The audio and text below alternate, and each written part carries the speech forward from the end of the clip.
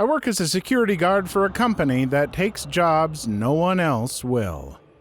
I've been a security guard at my company for over 2 years now, but the work my company does is not your typical run-of-the-mill. To put it simply, my company accepts jobs which no other security company will. That includes high-risk assignments, which often result in deaths of the staff members or abandoning their posts. Let me take it from the top.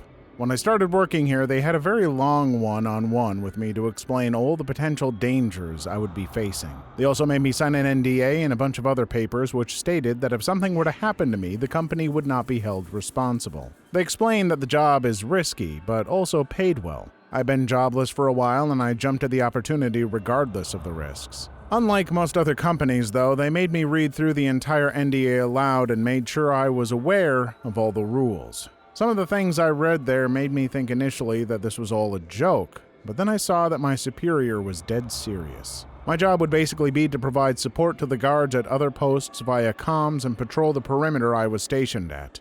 Now, our HQ was located in an office building compound, which had multiple companies renting the adjacent buildings. I would mostly work nights with the occasional mornings. The rules were as follows. I was to do a full sweep of the compound and all offices save for Building 4, the call center office.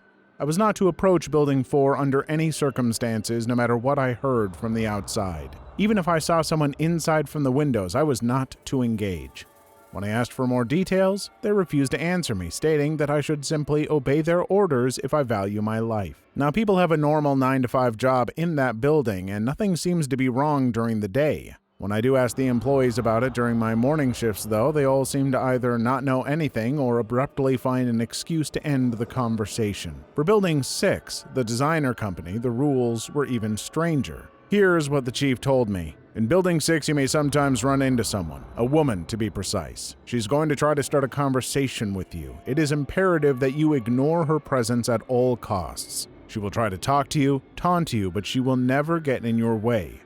An extremely important rule to remember, and I cannot stress this enough, is that if you see her in the building, don't run or exit the building before finishing your sweep. Trust me, she'll know. Do the sweep as you normally would, check every room, and then quietly exit, ignoring her all the way. She will become increasingly agitated and violent, might even try to startle you, tell you there's something behind you in a very convincing manner. Just ignore her.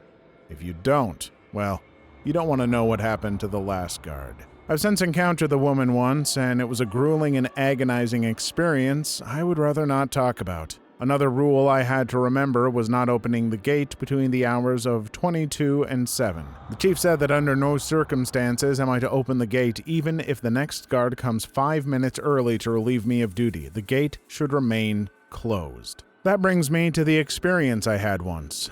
It was about 6 months after I started working, and the sun was almost already up. I heard knocking on the gate, and when I went out, I saw through the gate the silhouette of my coworker. "Hey, mind opening the gate?" he asked. As I approached him, put my keys into the keyhole, my phone started ringing. I answered it without even looking at the caller, but when I heard the voice, my blood froze. It was my coworker. "Hey, I'm gonna be 30 minutes late today, sorry man." I hung up and just then realized it was 6:50 a.m. I stared at the silhouette on the other side of the gate, who suddenly started banging on the door, demanding to be let in, stating he had lost his cell phone and he was the real coworker. I retreated to the guardhouse and waited for what seemed like forever until the banging stopped. In reality, it only lasted until 7 a.m. Those were all the rules I had to follow on my own post, and most of the time it's uneventful. However, I've heard stories from other coworkers. Since I'm in contact with guards at other posts, one of them told me this story. He worked as a guard in a residential building, and one night an old man who lived there called him to come to his apartment. He didn't explain what was wrong, just told him to go there, so he did. When he reached the apartment, the wife of the old man was crying, stating that her husband was dead. The guard tried convincing her that her man was very much alive and had in fact brought him there, but when he turned around, the old man was gone. It was then that he saw the old man's dead body in his chair near his sobbing wife. He quit that same night. Another creepy thing that happened was on a farmstead which our company has guards posted on. The guy by the name of Jeff who worked there told me about his own experience which made him run away from his post in the middle of the night. So apparently, the farm was empty at the time since it needed some more stuff built first, but his duty was to basically patrol circles around the farm and make sure there were no squatters or vandals. So one night, as he's walking around, he hears someone calling his name in a playful tone. He dismisses it as his imagination at first, but when it recurs, he asks who's there and demands they show up with their hands in the air. Now, I haven't seen this, so I can't guarantee anything, but Jeff swears it's true. He says all of a sudden, out of the crops, a man just stands up.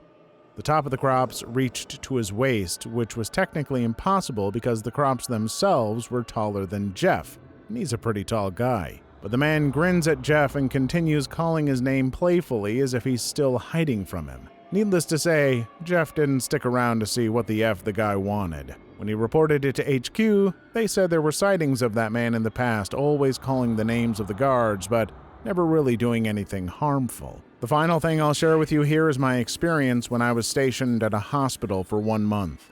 It was a private clinic of some sort, and my job was to basically monitor the camera feed. Camera 3 was off, though, and when I asked why, they told me to keep it that way and never turn it on. They also said that from time to time I may see a person on the feed which covered the outside of the security office and that he would just be standing there facing the door. I was to remain in my office when that happened and not glance at the door. He would usually disappear after 30 minutes or so. Patrolling was strictly forbidden between the hours of 3 a.m. to 6 a.m.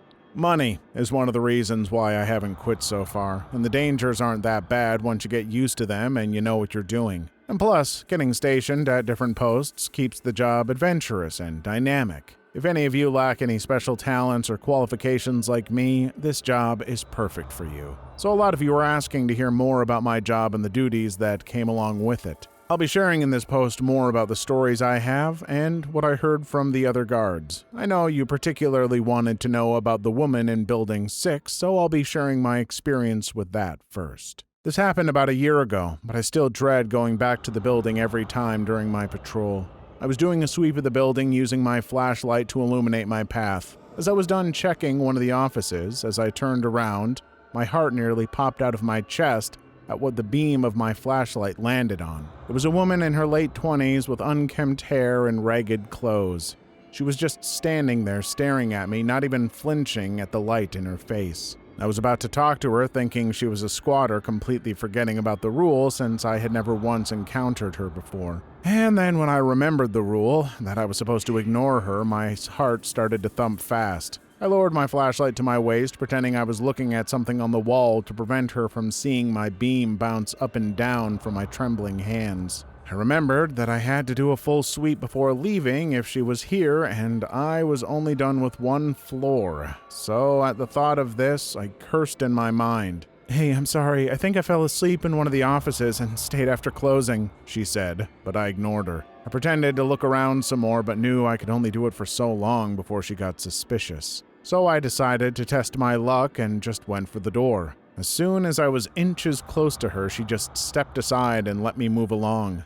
I strode to the next office, but heard her following me right behind. "Hey, can you please let me out? My children must be worried sick," she repeated. The next 15 minutes or so, she was breathing down my neck, constantly trying to grab my attention.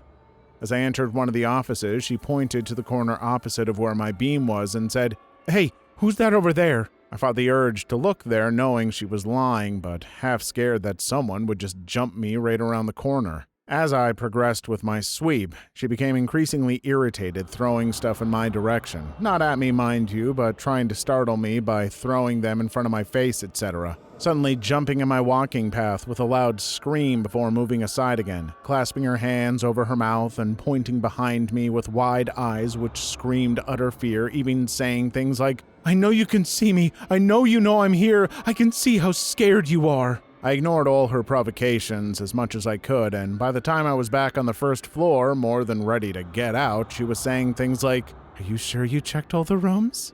Giggling along the way. I put the key in the keyhole, and everything went quiet. I didn't wait to see if she was gone, but instead just went out as calmly as I could and locked the door behind me. I couldn't sleep for a few weeks after that. A few months ago, I was stationed at an office building. At first, it seemed like a common job, but I knew there was a catch before I even signed up. Sure enough, I was right. My partner and I were stationed on floor 43, which was undergoing renovations. Our job was to simply stand in front of a door The door had a card reader, and we were given access but were strictly forbidden from entering. People in hazmat suits would be coming in and out all day long from 8 a.m. to 4 p.m. We were to let them in and out as they pleased, keeping track of the number of people who came and went. Now the catch was, after 1600, we were ordered not to let anyone in or out. That meant that even if someone knocked on the door at 1601, we were to ignore them entirely. There would always be at least 3 people who tried to leave the room after 1600, always asking politely and then becoming increasingly desperate, saying they simply lost track of time and pleading with us, saying that their family was waiting for them at home. We always ignored their crying and pleading, no matter how desperate it was, until it turned into whimpers and then finally stopped. Now, I've only seen the room from the door, and from what I could see, it was just a normal room undergoing renovations like the rest of the floor, so whatever was in there must have been deeper inside or hidden in plain sight.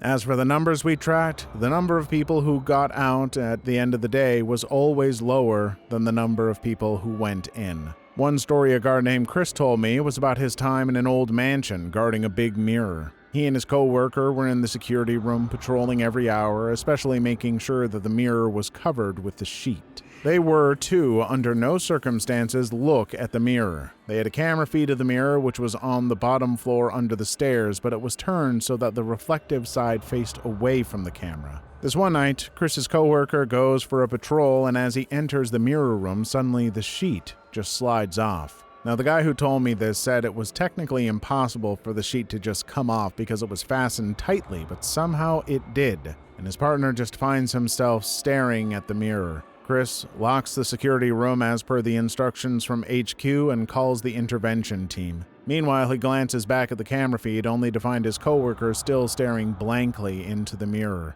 He thought the camera was frozen, but the timer was moving, so his partner was just very still. He tried radioing him, but there was no response.